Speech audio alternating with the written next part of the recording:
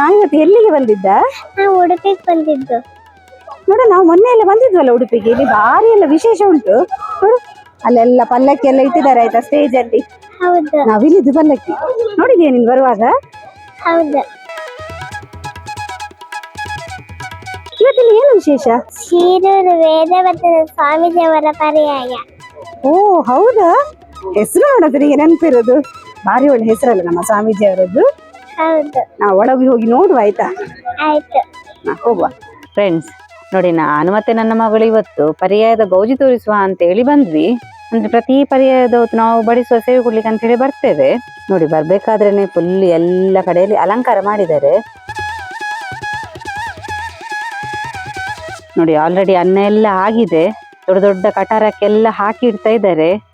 ಸಾಂಬಾರು ನೋಡಿ ಎಷ್ಟೆಷ್ಟು ದೊಡ್ಡ ದೊಡ್ಡ ಪಾತ್ರದಲ್ಲೆಲ್ಲ ಹಾಕ್ತಾ ಇದ್ದಾರೆ. ಹೇಗೆ ಮಾಡ್ತಿದ್ದಾರೆ ನೋಡಿ.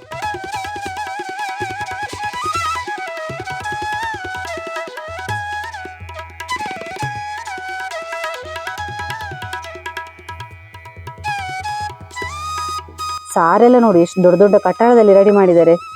ಅದನ್ನು ತಗೊಂಡು ಹೋಗುವ ಕ್ರಮ ನೋಡಿ ಅಂತೆ. ಒಂದೊಂದು ಇದನ್ನ ಪಾತ್ರೆಯನ್ನು ಇಬ್ರಿಬ್ರು ಇಟ್ಕೊಂಡು ಹೋಗ್ತಾರೆ.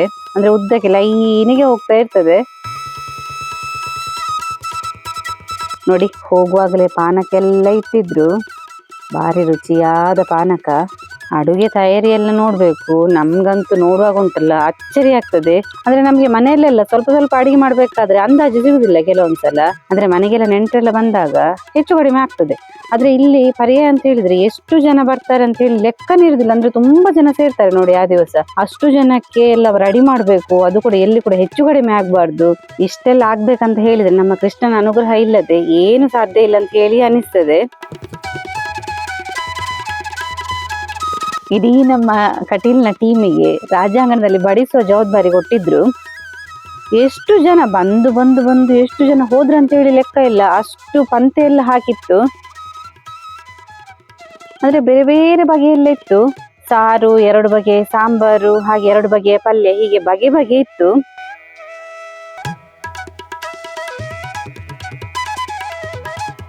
ನಾವು ಬಡಿಸಿ ಮುಗಿಸುವಾಗ ಒಂದು 5 ರಿಂದ 6 ಸಾವಿರ ಜನ ಆಗಿರ್ಬೋದು. ಅಂದ್ರೆ ತುಂಬಾ ಸಾಲು ಗಟ್ಟಿ ಜನ ಬರ್ತಾ ಇದ್ರು. ಅದ್ ನೋಡ್ಲಿಕ್ಕೆ ಒಂದು ಅಚ್ಚರಿ ಅನ್ನಿಸ್ತಿತ್ತು.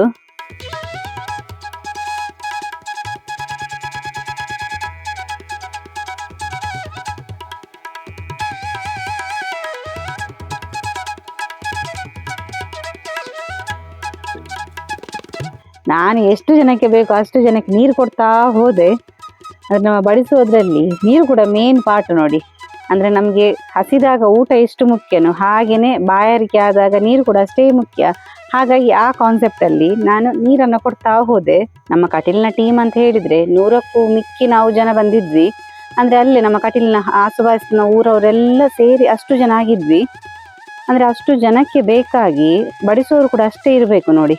ಅಂದ್ರೆ ಪ್ರತಿ ಸಲ ಪರ್ಯಾಯಕ್ಕೆ ಬಡಿಸ್ಲಿಕ್ಕೆ ಎಲ್ಲ ಜವಾಬ್ದಾರಿ ನಮ್ಮ ಕಟೀಲ್ನ ಟೀಮ್ಗೆ ಬರ್ತದೆ.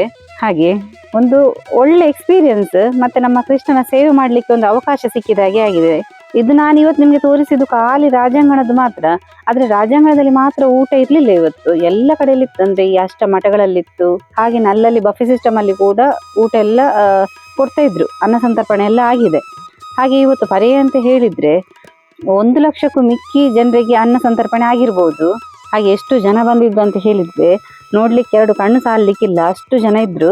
ಅಂದ್ರೆ ಏನು ಎಲ್ಲಿ ಕೂಡ ಉಂಟಲ್ಲ ಈ ಗಲಿಬಿಲಿ ಆಗ್ಲಿ ಏನಿಲ್ಲ, ನೀಟಾಗಿ ಎಲ್ಲ ವ್ಯವಸ್ಥೆ ಆಗ್ತಾ ಹೋಗಿದೆ ನೋಡಿ. ಇದೆಲ್ಲ ಆದ ನಂತರ ನಾವು ಕೂಡ ಊಟ ಮಾಡಿದ್ವಿ. ನಾವು ಊಟ ಮಾಡುವಾಗ ಒಂದು 4 ಗಂಟೆ ಆಗಿತ್ತ ಅಂತ. ಹಾಗೆ ಅದೆಲ್ಲ ಆದ ನಂತರ ನಾವು ಹೊರಗಡೆ ಬಂದ್ವಿ. ಮತ್ತೆ ಅಲ್ಲಿ ರಥ ಬೀದಿ ಸ್ವಲ್ಪ ಸುತ್ತಾಡಿದ್ವಿ. ಅಲ್ಲಿ ಅಲ್ಲಲ್ಲಿ ಅಂಗಡಿ ಎಲ್ಲ ಇತ್ತು. ನನ್ನ ಮಗಳಿಗೆ ಎಲ್ಲ ನೋಡಿದ ಕೂಡಲೇ ಅದು ಬೇಕು ಇದು ಬೇಕಂತ ಹೇಳ್ತಾ ಇದ್ಲು. ನಾನು ಅವಳಿಗೆ ಏನ್ ಬೇಕು ಎಲ್ಲ ಕೊಡಿಸ್ಲಿಲ್ಲ, ಆದ್ರೆ ಸ್ವಲ್ಪ ಏನ್ ಬೇಕು ಅವಳು ಬೇಕಂದಿದ್ದನ್ನ ಕೊಡಿಸ್ತಾ ಹೋದೆ.